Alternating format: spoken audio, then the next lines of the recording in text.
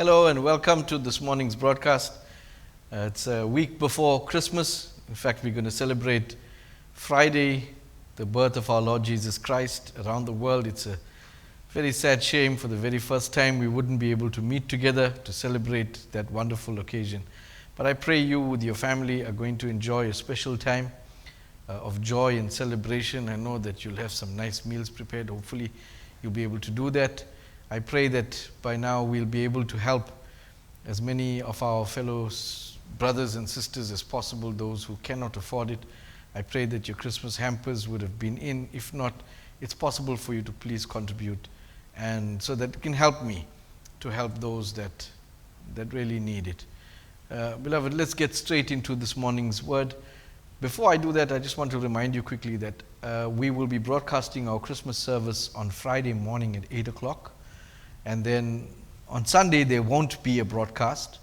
We'll have the next one on Thursday evening at 6 p.m. That's our New Year's Eve broadcast. That coming Sunday again, there won't be a broadcast until the following Sunday. But I pray that as you listen and absorb everything that I share with you, it will give you the strength and the faith to see yourself through all these difficult times that we face. I want to say without mistake that if you employ everything that I share with you, absorb it and live it, you will be able to overcome the enemy. If your eyes are as wide open as I'm trying to make it, you will see the enemy come from afar. You will trample on the scorpion and you will prevail. My prayer is also with every one of you during this festive time and onwards. All of you that subscribe to our ministry, that support our ministry, we continue to keep you in prayer. From my family and I wish you a blessed festive season. Let me start by sharing with you from the book of Matthew chapter 18. We're going to read verse 6.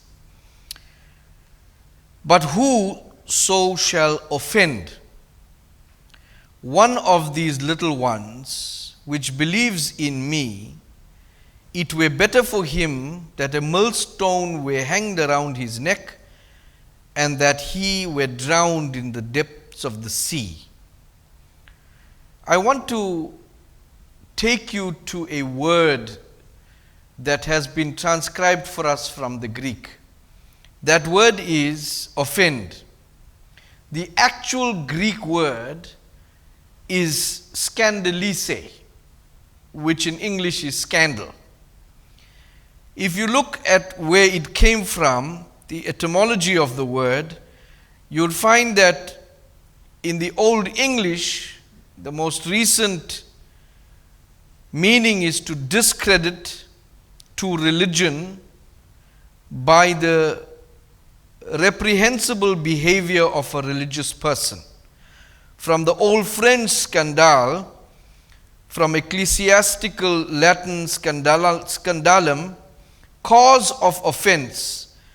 From Greek, scandalon is a snare or stumbling block. The English transcribers decided to use the word offend. Some use stumbling block. But it comes from a word, or gives rise to a word that we know in English. It's called scantily or scantly. And it refers to minimum, in this sense, clothing. So when you talk about somebody being scantily dressed, it means that they hardly got clothing on or sort of naked. And you'll find that this scandalise is something similar to a sexual in nature. It's a scandalise. It's a scandal. And when we read the Middle English, it says a reprehensible behavior by a religious person. Now, last week, I gave you a video.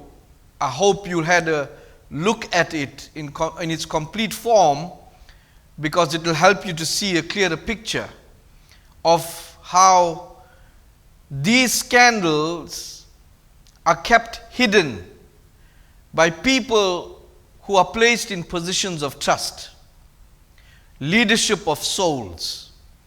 They can hide a scandal by a mere disowning of the scandal or of their role in the scandal.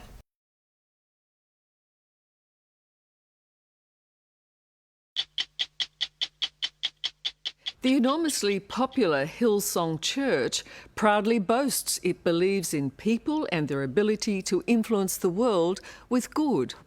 It was founded by the telegenic and usually talkative Brian Houston, but he didn't want anything to do with this story. And that's because it's about evil, the most unchristian behaviour imaginable, and his father, Frank Houston. He too was a high-profile church leader, but used his position and influence to abuse children. One of his victims was Brett Senstock, who, as a result of Frank Houston's depravity, has endured a life of misery, hiding in the shadows, but not any longer. When Brett Senstock revealed his story to the Royal Commission on Child Sex Abuse, Brian Houston found himself in the witness box. The whole truth. The whole truth. And nothing but the truth. And nothing but the truth. He told the Commission that when he learned about his father's paedophilia in late 1999, he was in no doubt what that meant. At that stage, you certainly knew that that very serious allegations had been made against your father. Yes, I did. And that the allegations were likely to be criminal conduct of one sort. Yes, I did. I didn't have any doubt that it was criminal conduct. Right. But Brian Houston took the view that it was up to Brett to report his abuser to the police. Rightly or wrongly, I genuinely believed that I would be preempting the victim if I were to just call the police at that point. What the church did do was strip Frank Houston of his credentials, and he retired on a pension. But they never revealed the awful truth of Frank's crimes. Pretty well all started for me with this letter here, dated the 24th of December 2001. The first Bob Cotton knew of any kind of problem was when he received this confidential letter from the Assemblies of God revealing that Frank had been stood down. By now, the church hierarchy had known of Frank's paedophilia for 2 years, what they described in the letter as a serious moral failure. We're talking about child rape. We're talking about child rape. It's a crime, not a serious moral failure. This is a criminal act. Bob Cotton has since amassed a slew of other documents that paint a picture of a church executive determined to limit the damage.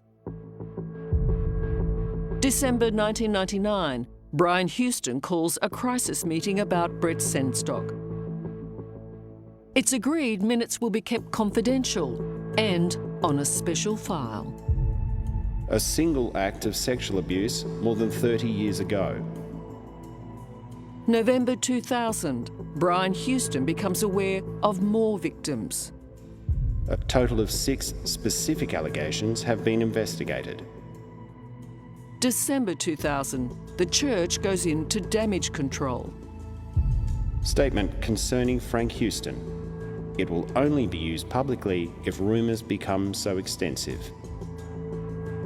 December 2001, pastors learn of Frank's serious moral failure and are urged to keep quiet. We cannot see any reason for this to be announced to your church or further afield. I can't see how they could escape the fact that they had a serial child sex offender. They knew that there was more than one victim. They knew this was going to be a PR disaster. I see it purely as an act of self-protection. Self-preservation. Self-preservation.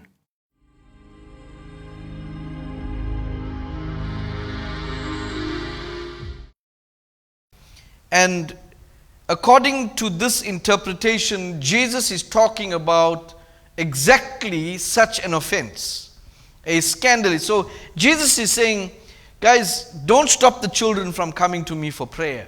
But while we're on this topic, let me just remind you that if anyone scandalizes a child, offends a child, does reprehensible things to a child, it's going to be a problem for them. They might as well tie a millstone around their neck and drown themselves in the sea, because their punishment is going to be very severe.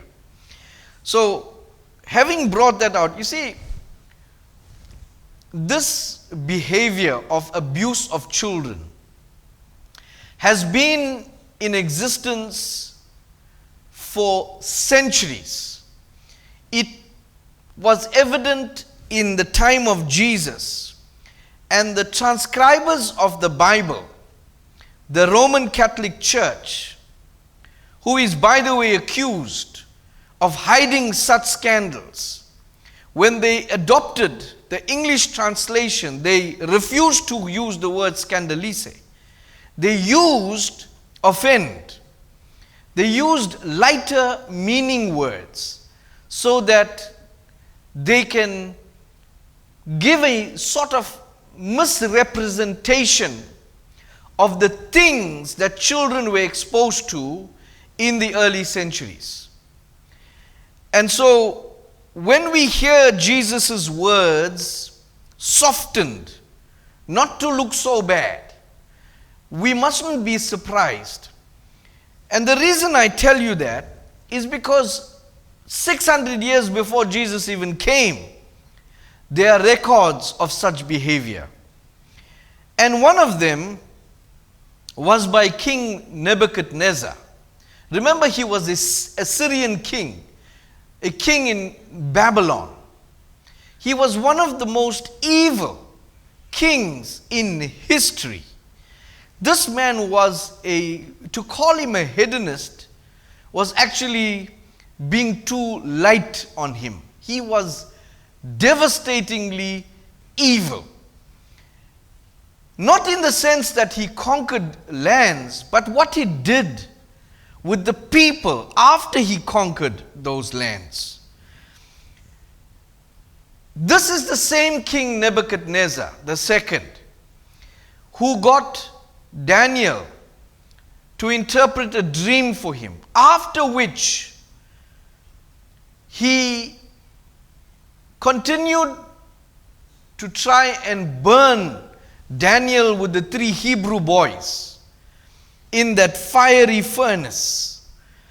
And because of this, because he tried to burn the 3 Hebrew boys and they wouldn't reject God, he started to acknowledge the God of Daniel.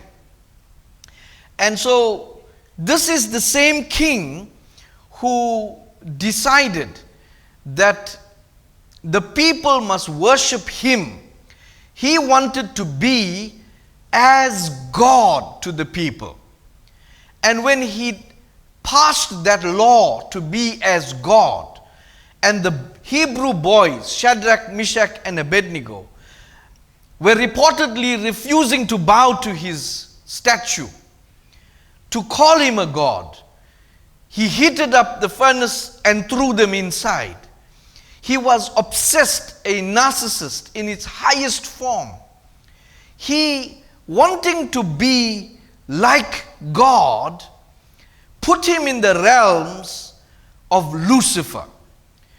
In loose terms, he was a Luciferian, where he, being a hedonist, wanted to enjoy his flesh, making his flesh the temple of enjoyment.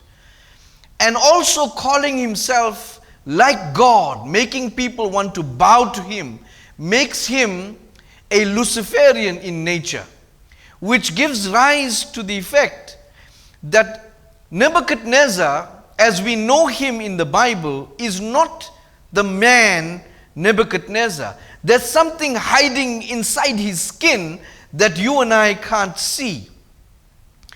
It might be one demon or the other, but from all the information that is gathered, a very high-ranking Belial type spirit was inside of him, seeking to be honored as God and seeking to find pleasure inside the skin. So, this same man, I want to read to you a little bit about evil King Nebuchadnezzar. His sadistic tendencies drove him to bring about the slow, torturous death of Hiram, king of Tyre, but not before raping his queen, who in fact was his own mother. Before his eyes, the Talmud reveals that he would cast lots each day to determine which of his imprisoned kings he would sodomize. This man, there was no word for him. Reprehensible is not even a word. He raped his own mother, that was the queen in Tyre. Judith chapter 4, which is part of the old Hebrew Bible, the Tanakh. Thus every man and woman and the little children and the inhabitants of Jerusalem fell before the temple and cast ashes upon their heads and spread out sackcloth before the face of the Lord and cried to the God of Israel, all with one consent earnestly, that he would not give their children for a prey and their wives for a spoil. There's an interesting word in that scripture of Judith between verses 11 and 12, and that is children for prey. This Nebuchadnezzar, in his kingdom of Babylon, this was a Babylonian kingdom, they would capture women, sexually molest them, catch children and molest them as well. They call children as prey. That important word is prey. P-R-E-Y. It's like how an animal catches another animal as prey. This kingdom was renowned for doing that. And so Judith, together with all the Israelites and the priest Joachim at the time, warned these people, the Israelites, bow down and ask God for forgiveness, that he may spare your children, spare your wives. And so they decided to pray to God to spare them. If you know anything further, you'll find that God promised them that he would spare them. And he used Judith to actually bring down that entire kingdom. I've taken some time so that I can explore with you the possibility of the existence of sexual immorality with children from days afar. And so that you can see that a spirit is behind this action against children. And the reason I'm bringing it to the fore is because I want you to see the spirit behind this and how this is evolved very prominently in a feature of this modern world we live in. It is not only prevalent in just general society, but also within the church parameters.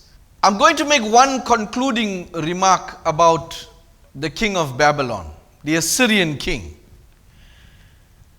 In Isaiah chapter 14, reading intermittently between 4 and 14, and you shall bear this parable against the king of Babylon. And you said to yourself, to the heavens will I ascend, above God's stars will I raise my throne, and I will sit on the mount of the assembly in the farthest end of the north.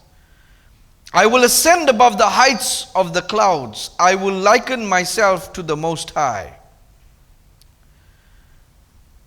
Let me explain to you that God was using Isaiah to prophesy against the king of Babylon about what his desires were to be like God, to ascend to the throne and to be worshipped.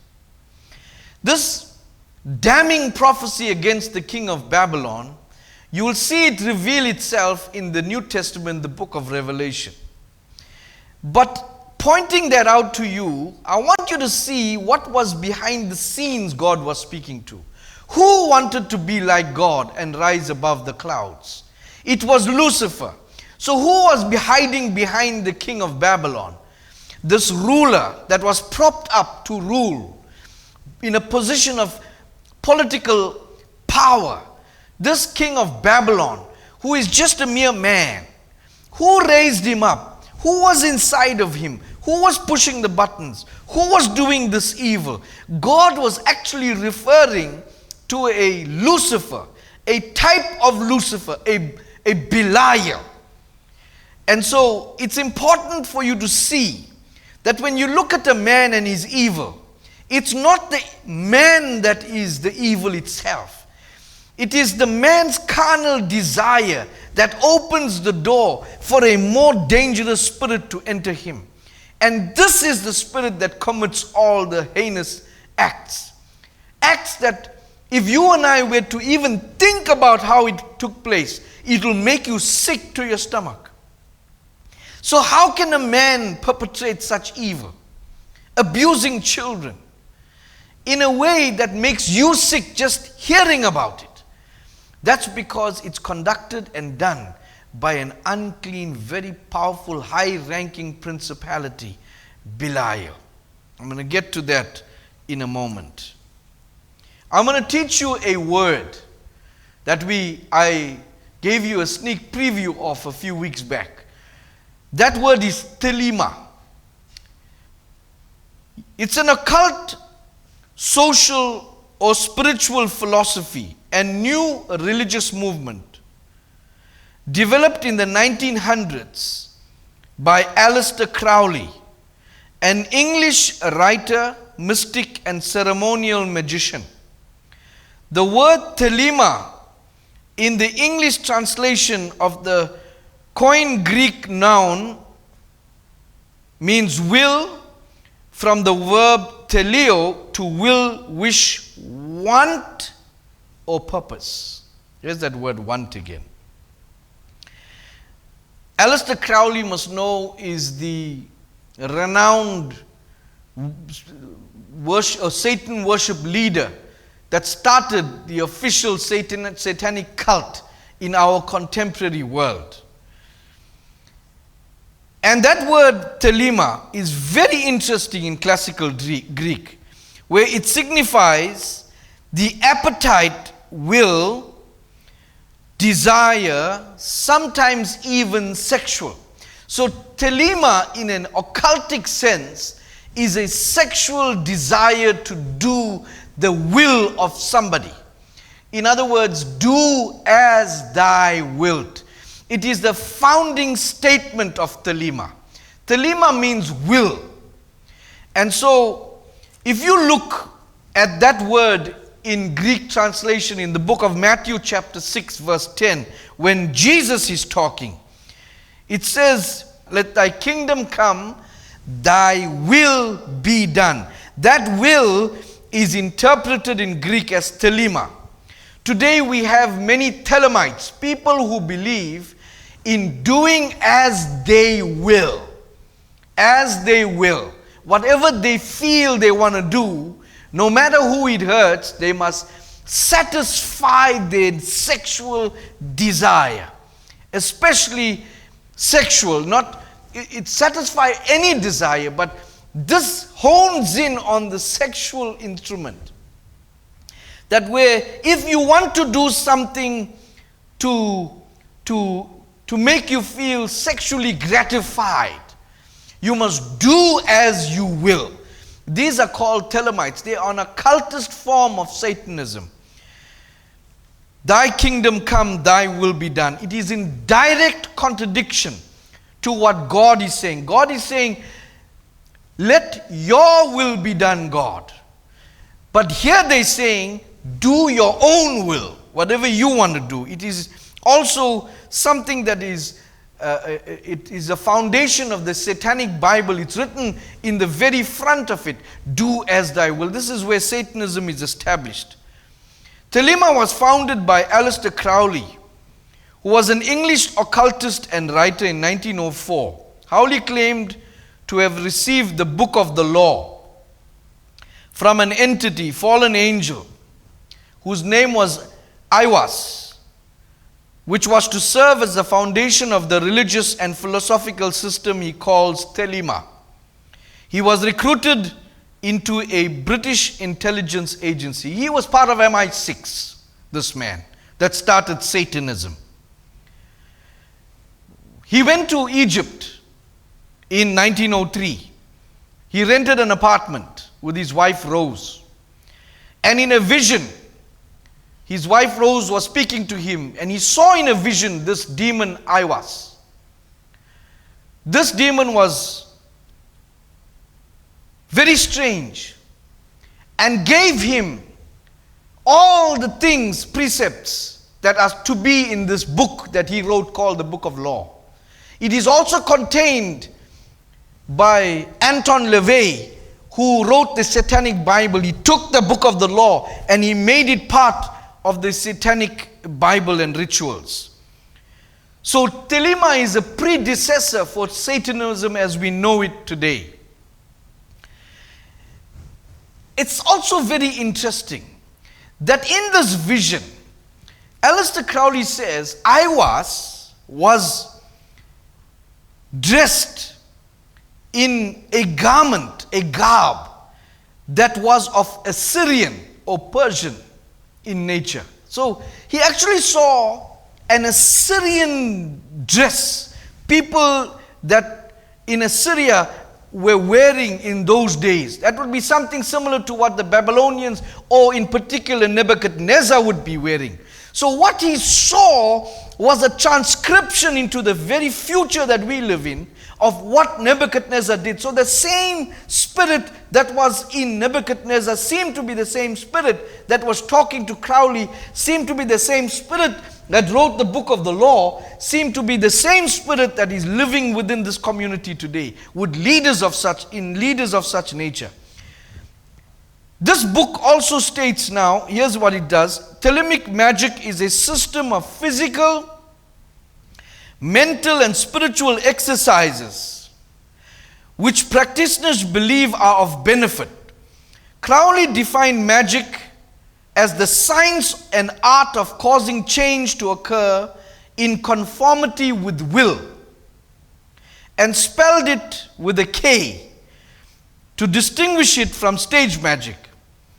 He recommended magic as a means for discovering the true will. Generally, magical practices in Talima are designed to assist in finding and manifesting the true will. This man Crowley, he said, he also recommended a number of these practices to his followers, including basic yoga, asana and pranayama. That's an amazing revelation, that yoga is associated with Talima, finding true will for yourself. And so although it seems innocent, in the roots of it lies the God of Talima, the God of that will, which is Belial, very dangerous spirit. I want you to take a look at the book of Revelations chapter 18. This is the same Babylon that we spoke of in Isaiah. Then I saw another angel coming down from heaven. This angel had great power. The angel's glory made the earth bright. The angel shouted with a powerful voice, "She is destroyed. The great city of Babylon is destroyed. She has become a home for demons. That city has become a place for every unclean spirit to live. She is a city filled with all kinds of unclean birds. She is a place where every unclean and hated animal lives. All the peoples of the earth have drunk the wine of her sexual sin and of God's anger. The rulers of the earth sinned sexually with her. This is a very purposeful statement. And the merchants of the world grew rich from the great wealth of her luxury. As you pay attention to those words very closely, you'll see how Babylon is associated with Belial, is associated with sexual immorality. And so when you look at pedophilia, when you look at these children being abused, there's one source, and his name is Belial. He sits behind the acts of all these people. He raises them up on platforms, and he uses this platform to hide the mischief that goes behind closed doors. He says because of this practice, he made these people wealthy and powerful. We'll leave that there for a moment, and perhaps I'm going to pick that up perhaps in the new year, because there's something very important I want you to see. Anyway, Aleister Crowley wrote another book led by that demon Aiwas. He wrote a book called Magic in Theory and Practice. One of the subtitles is called Of the Blood Sacrifice. And I'm going to read to you from it. It would be unwise to condemn as irrational the practice of those savages who tear the heart and liver from an adversary and devour them while yet warm. In any case, it was the theory of the ancient magicians that any living being is a storehouse of energy. Say that with me if you're sitting in your lounge. Storehouse of energy. A living being is. Varying in quantity according to the size and health, underline health, of the animal, and in quality according to its mental and moral character. At the death of the animal, this energy is liberated suddenly. Wow, man, that's frightening. In this book of magic, led by Aiwas and Belial behind the scenes, Aleister Crowley tells us, in essence, that if you kill an animal, now, he mentions moral character determines the energy of the animal. Now, if you're talking about an animal, you can't have a dog with moral character. The dogs don't have that kind of substance, morality. And so this animal, because we all are animals according to the Satanic Bible, so he was talking about human beings. He says if you kill a human being quickly, and if you use that blood, drink it, absorb it, eat part of his body while it's still warm, he says because it's a storehouse of energy, that energy is released quickly, and that energy is liberated quickly, and you'll be able to absorb that energy into yourself as long as it's warm. But the amount of energy that a being releases depends on how pure they are and also how moral they are. So the more moral a person is, the more pure he is, the more energy comes out. So he's giving the recipe for his followers to energize themselves, it's like an energy vampire in a sense, to usurp energy, and there's no purer being than a child. And so it wouldn't surprise us, knowing what we know about that now, that children will be targets for this sort of sacrifice, so that they can enjoy the energy that they absorb from these living beings. It is something heinous to think about, but if it's not brought to you, sometimes it sits under the carpet. As a child of God, I'm exposing these things to tell you more. So just bear with me. Aleister Crowley wrote the Book of the Law under the leadership of Belial. And this is what it says. Moreover, the beast 666 adviseth that all children shall be accustomed from infancy to witness every type of sexual act. I'm not going to read to you much more details, but suffice to say that we need to know the precepts of what they believe and what they do. Knowing that Belial creates political platforms, creates academic platforms, creates medical platforms, musical platforms, so that very high profile people that are on the top of these platforms will carry out the agenda of a Thelemite. And that is to usurp the energy of innocence around the world. And hence you'll see a large number of children go missing from the world in astronomical numbers. Last year, there was recorded 800,000 children went missing. No trace. And you wonder, why is it not the top of our agenda on news bulletins?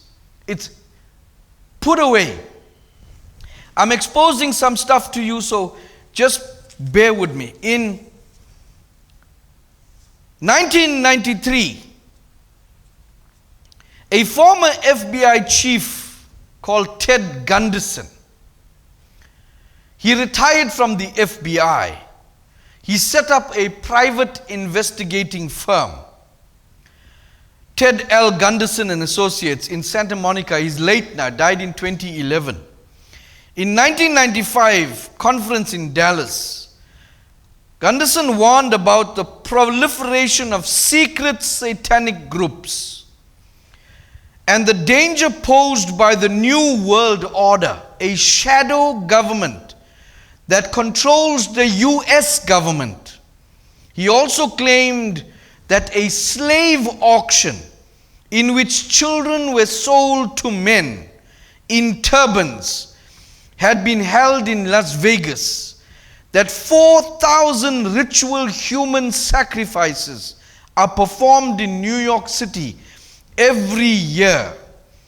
Gunderson discovered that in the United States there is a secret, widespread network of groups who kidnap children and infants and subject them to satanic ritual abuse, which is called SRA in short, and subsequent human sacrifices. One of those groups is called the Finders, which Gunderson said is operated by the CIA. Interesting allegations by a well-respected FBI retired person. If you go on the internet and you watch YouTube with his name, you'll find many of his explicit stuff has been removed from YouTube. It exists on other platforms. However, some of his stuff still remains. The stuff that he has literally found, photographed, and presented will amaze you. These are not speculations or conspiracy theories. These are actual facts that he has presented at talks. In one of those talks, he had a lady come to him for help. Her name was Linda Weingart. And her husband had been arrested in 1993 for sexually molesting her two sons. One of them, which was not his stepson, it was his stepson. And they were engaged in perverted sexual misconducts. And she talks at his rally, at Ted Gunderson's rally. And I'm going to play for you a video clip of her testimony, an edited version of her testimony, after Ted Gunderson introduces her to the platform. She had custody, temporary custody of her children while her husband was arrested and facing charges of sexual misconduct. Listen to her story. Okay, folks, I'm going to turn the podium over to Linda Wiegand. We have about another 15-20 minutes, I believe. And Linda's going to talk about her case. This is one of the most classic examples of corruption I have ever seen. And believe me, you can tell from my lecture that I've seen some pretty awful examples of corruption. Go on for a minute. Linda Wiegand, my friend, God bless her, she's a fighter.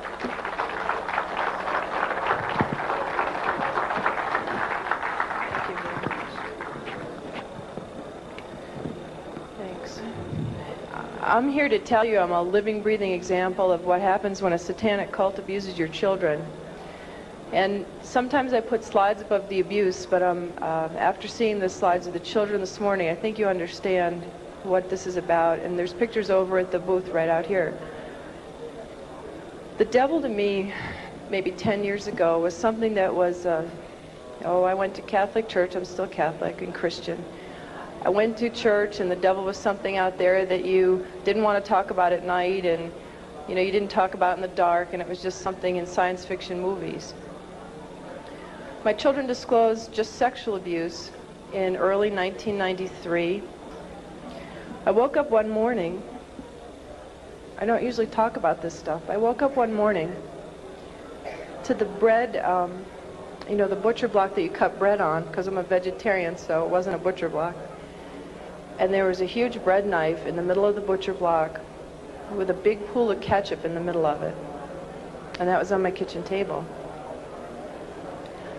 And I said to my children, what is this? Who did this? What does this mean? And my son John said, Mom, this is some of the things that we have to see and that have been done to us. I knew I had a big, big problem, and I had no idea what it was called. I called all over the country. I had children's drawings for the police. My husband was under arrest for sodomy and oral sex with my children. And I had all kinds of drawings that had circles and people with, there was black candles always in the middle of these tables, and all this oral and anal sex pictures. And I went to the Catholic Church and I said, I don't know what this is, but it seems to me these drawings are significant. There are all kinds of symbols I don't understand, and devil heads and goat's heads, and I had no idea I did not know what satanic ritual abuse was. Church asked me if I ever had a psychiatric exam. And I said, actually, I'm completely sane. I just know that there's symbols in these pictures. No one would help me. Even though there was a prosecution going on, they said if you ever bring up satanic ritual abuse, your credibility is lost and you'll just be a kook, and it doesn't exist and it's not organized in America. Just focus on child sexual abuse. So I took my children to a child sexual abuse hospital. And while they were being treated, and I had legal custody of my children, and my husband and his lawyers and the judge found out my children were in an expert hospital, they confiscated my house, everything I've ever owned, from my baby pictures to my clothes. I walked away with literally the clothes we had on our backs. Took my cars, my federal post office box mail, my income, my assets. I lost everything by taking my children to an expert on child abuse. It was trying to stop me from what my children could disclose from being uncovered, to try and just break that we had no assets to have my children have medical attention. The children were being treated for sexual abuse, and I had provided all the documentation. And one day the doctor said to me, I need you to come into my office. She said, this is a classic case of SRA. I had no idea. I mean, SRA, is that like an Irish Republican Army thing? I don't know what SRA is. She said, satanic ritual abuse. And she showed me the drawings that the children were doing in her office, and they were of blood sacrifice, of people cutting their arms and dripping blood in chalices, of chalices with devil heads, and on and on and on. It includes group sex. It includes children being killed. And I remember I just felt like my guts were just punched out of my body. I want you to know this astounding fact. After this testimony, when the courts released her husband and granted his sister temporary custody of the children, she was beside herself. She went, kidnapped, and I say kidnapped her 2 children because she couldn't handle the fact that her husband would have access to the boys because the courts have allowed it. She went captured them and went with them on the run. And the FBI and the police were looking for her. One of her close friends told them where she might be. They went and arrested her. When she was on bail, she disappeared, and she has never been seen since. Rumors are that she passed away in 2007. She had small contact with her son as she was incognito in various locations around the United States. But because this woman was beginning to expose the Illuminati, the underground Satanist movement about child molestation, you find that the authorities gathered around and they worked it out so that she would be the persecuted. In fact, the husband is released eventually, and he had custody of those boys for as long as they were children. Today, they are adults. But I want you to see the picture that it creates. Another CIA agent who was in the middle of all this, his name was Agent Robert David Steele. He is a former operations officer in the clandestine service of the CIA. In 2018, Steele served as a chief counsel at the Judicial Commission of Inquiry into Human Trafficking and Child Sex Abuse in Westminster, London, by the International Tribunal for Natural Justice. And he said, in fact, the child trafficking network today is facilitated by the rich and powerful, whose influence reaches into the political and judicial branches of society. So he's saying the judges are part of it. The police is part of it. The politics is part of it. Then he says, I recognize now that child torture, child murder, and child organ harvesting is an accepted practice at the highest levels of government, the NGO and multinational corporate sector, as well as throughout academic institutions and civil society. He's saying it's accepted everywhere. It appears that pedopredation, that means a predator of children, including the attendant torture and murder of infants to produce adrenalized blood. Pay attention to those words, we'll get back in a moment. Via virtual satanic ritual abuse, SRA, is in some cases considered an elite privilege, whereupon these echelons are permitted to practice such perversity with impunity. That's an amazing revelation. There's Babylon. Babylon is living today, and there's going to be judgment on Babylon. And the book of Revelation says, what we read, if you don't mind, we're going to just have a quick look at it again. Revelation chapter 18 verse 3.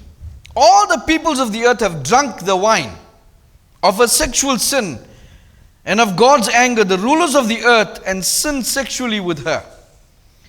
And the merchants of the world grew rich from the great wealth of her luxury.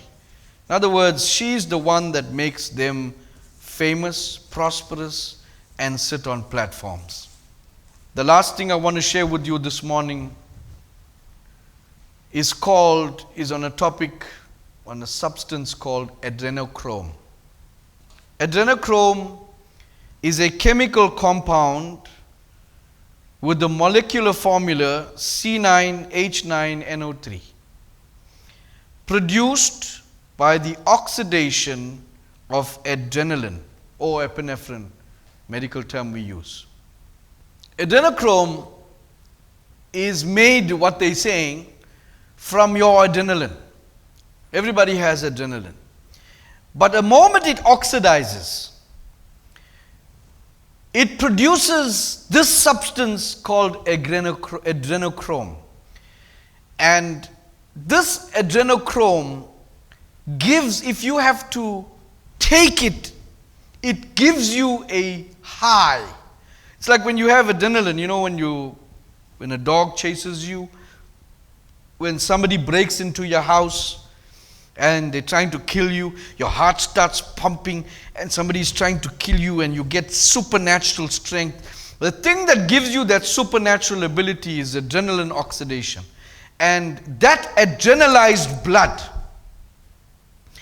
when the blood is adrenalized, and if you take somebody's blood while they are adrenalized, you will become high. It's like you have high energy inside of you. A high dose of energy. Now let's look in perspective of what that means. You know, they were talking about the sick image. If you put a child in fear, that child is morally pure. Remember what the Telemites said. If the child is morally pure and you inject fear into that child by causing molestation, and then you cut that child's wrist, or heaven forbid you murder that child, cut that child's arm off or head off or whatever they do, and that blood that they drink in the chalice which they are known to drink from, it gives them a high. It puts them on a high, like a drug. It is a super drug, according to those people that know the substance well. It's better than cocaine and all that, and it doesn't kill you. It puts you on the height of high. And so these elite people that have tried everything to satisfy their skin and their flesh, indulging in all sorts of, they go to that next level, which is the height of their satisfaction. They can't get any more satisfaction. They've been around the world. They got all the money. They don't know how else to get fun, to give themselves pleasure. And this height gives them that extra desire and pleasure that they so want. And so adrenochrome, in a way, is a way of giving them a high. The best way to get that high is to take the life of an innocent child. But before doing that, to cause extreme fear so that adrenaline starts pumping, becomes oxidized, and that oxidized blood that they take gives them that high. What a sick thought. Remember, according to Robert Steele, I'll read that quotation again. He says, it appears that pedopredation, including the attendant torture and murder of infants to produce adrenalized blood via ritual, satanic ritual abuse. It is an elite privilege. So I want you to think about, this is not people that you know of every day.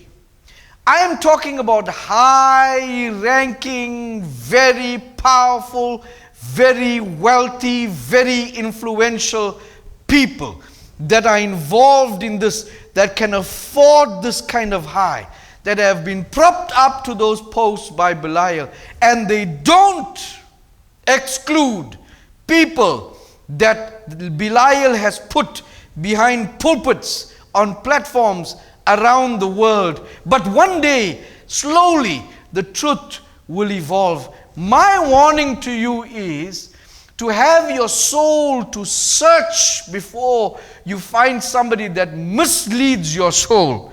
To allow your soul to decipher about the character, the condition of the person who you let their sound bites enter your ears. I've been trying to warn you that as the new year is going to turn around, I want you to make sure you understand this. There's going to be a very powerful revelation regarding this come Christmas morning. I want you to get ready. It'll be a very short and sweet service on Christmas morning for you, but I'm going to draw you to a climax on this point. But in the meantime, I want to leave you with this thought. In the same way, how they literally drink the blood, the adrenochrome blood of people that they put into fear, that they make anxious about. That fight and flight response of the body makes the blood boil with adrenaline. The same reaction that they physically do with infants, they do especially to the children of God of high moral character. The devil behind the scenes, he's looking for you. The more morally positive you are, the more closer you are to God. He uses his agents around you to put fear in you, to put all sorts of dark fears in you to live, hopelessness. He wants you to have this fight or flight response. You don't see it, but your heart is always beating faster. Your blood pressure is always high because of the pressure you're going through in life. He causes you to have financial difficulties. Things go wrong. Belial targets all the people who are close to God. He goes after you in all forms. He comes after your finances sometimes. Wherever the Lord allows him entry, God is still in control. He comes after you. And the goal is to make your blood boil on the inside with adrenaline, to cause you to make it pump all the time, to put fear in you to take the next step. Fear to go to work to face somebody. He wants to adrenalize your blood. And what he does is, from the outsides, in a fashion where electrons are drained from you, energy gets drained from you, he puts his people around you to suck your energy away. Just like they literally do when they pour blood out from a body. They suck your energy, and that is their goal, to drain you as much as possible. Yet they don't cut your head off to take your blood. They drain your energy every day you live. I want you to be on guard. The more purer you are in God, the bigger target you become for all these agents of Belial around you. They want to suck your energy to get their high. Some people, they inadvertently get satisfied just by causing you pain. They get happy just to see you unhappy. And so, it's a fact that we need to establish. It gives people a satisfaction of some sort to see somebody else suffer. Although horrified people might be, they look to draw the energy out of that suffering. That's why you see on the freeway when people meet with accidents, on one side of the road, they call it rubbernecking. On this side, they'll slow down to see. They want to take photo and put it up so everybody can admire the accident. Why are people curious? Because they suck their energy out of the incident. And the reason for that is because that's what the devil Belial does. So it's important for you to recognize how energy transfers, what it does, how it works. And while I laid the platform for how adrenalized blood of pure people, how they are rich in energy, as the devil recognizes it, I want you to have richness of energy in God. Have confidence, have faith, be pure, be morally on high ground. As you enter this festive season, a lot of wrong things can go wrong. A lot of thoughts of craziness come into people, that they want to do things they never did before. Once in a year, let me have God of control. I want you to be aware God is watching you. The devil is also watching you. Just take 1 foot wrong and the devil can swallow you. So I want you to keep yourself in check during this festive season, come the new year. Prepare yourself to walk on a solid platform with God. He will raise you up. He will give you what is rightfully yours.